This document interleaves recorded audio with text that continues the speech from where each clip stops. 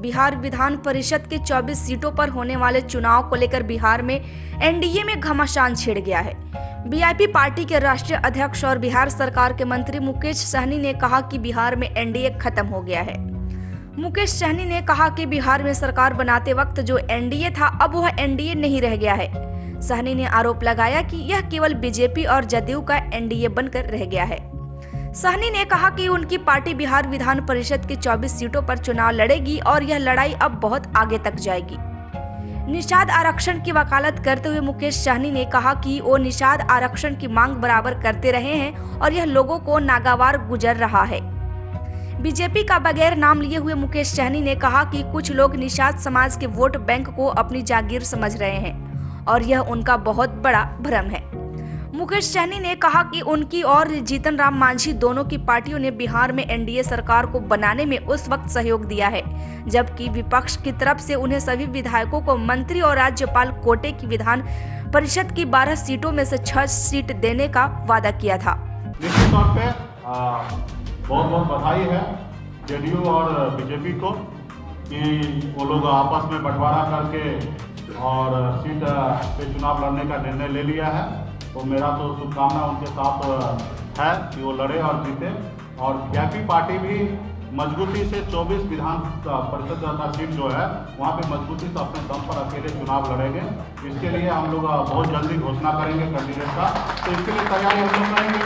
हम एक मल्ला निषाद का बेटा है, संघर्ष करना सीखे हैं और संघर्ष करते करते इस जगह तक पहुँचे हैं। और लोग हमें इग्नोर करते हैं, लोग को लगता है कि निषाद का वोट उनका जागीर है कि वो हमें रखे या हिस्सेदारी दे या ना दे, उनका वोट उनको मिल जाएगा। तो खैर वो गलतफहमी का शिकार हो चुके हैं और वो लोग अपना करें।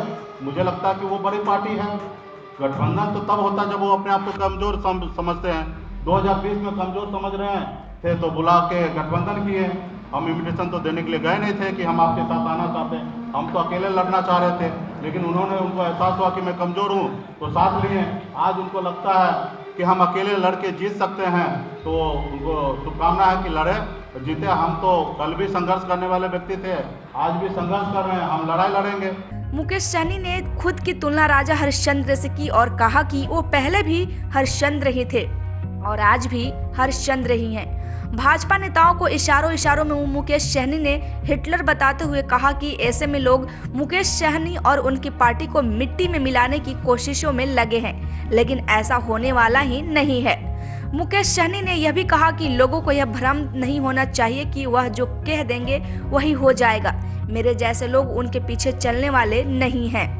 बता दें कि मुकेश सहनी ने सवाल खड़ा करते हुए कहा कि आप सामान्य वर्ग के लिए 3 घंटों में आरक्षण लागू कर सकते हैं, तो निषाद जाति लोगों के लिए आरक्षण क्यों नहीं लागू कर सकते हैं। सहनी ने कहा कि अगर मैं अपने समाज के हक के लिए लड़ाई लड़ रहा हूं तो इससे आपको क्यों आपत्ति है। हम संघर्ष करने वाले लोग हैं और हमें इससे कोई फर्क नहीं पड़ता कि कोई इसको किस रूप में लेता है। पशुपति कुमार पारस को एनडीए की एक सीट दिए जाने पर मुकेश सहनी ने कहा कि उनकी क्या बात करनी है, जिन्हें केंद्र में मंत्री भी बना दिया गया है। तेजस्वी यादव द्वारा मुकेश सहनी को एक भी सीट नहीं दिए जाने पर दिए गए बयान पर मुकेश सहनी ने कहा कि अगर वह चिंता जाहिर कर रहे हैं और शुभ चिंतक बन रहे हैं तो इसके लिए उनको मैं धन्यवाद देता हूं।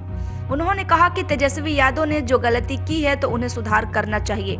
हालांकि मुकेश सहनी ने भविष्य की राजनीति का फिलहाल खुलासा करने में से मना कर दिया और कहा कि आगे आगे देखिए होता है क्या। और हम तो राजा हरिश्चंद्र के जैसे कल भी ईमानदार थे, आज भी ईमानदार हैं और आगे भी रहना चाहेंगे।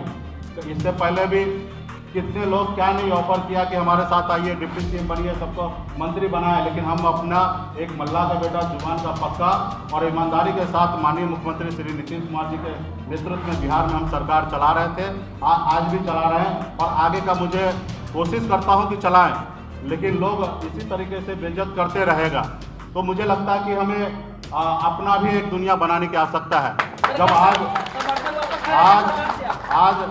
जब आज एमएलसी की बात हुआ तो दूर कर दिए, मान लीजिए कि गठबंधन से निकाल दिए। हालांकि हम सरकार के साथ हैं, मुख्यमंत्री नीतीश कुमार जी के साथ हैं, हमारी सरकार चल रही है। हम एक हिसाब से मान लीजिए कि गठबंधन से हमको और मांझी जी को निकाल दिए, बेगर पूछे बेगर बात हुए उन्होंने निर्णय ले लिया। प्रेस कॉन्फ्रेंस में कहा कि हम अपने सहयोगी दल को भरोसे में लेंगे।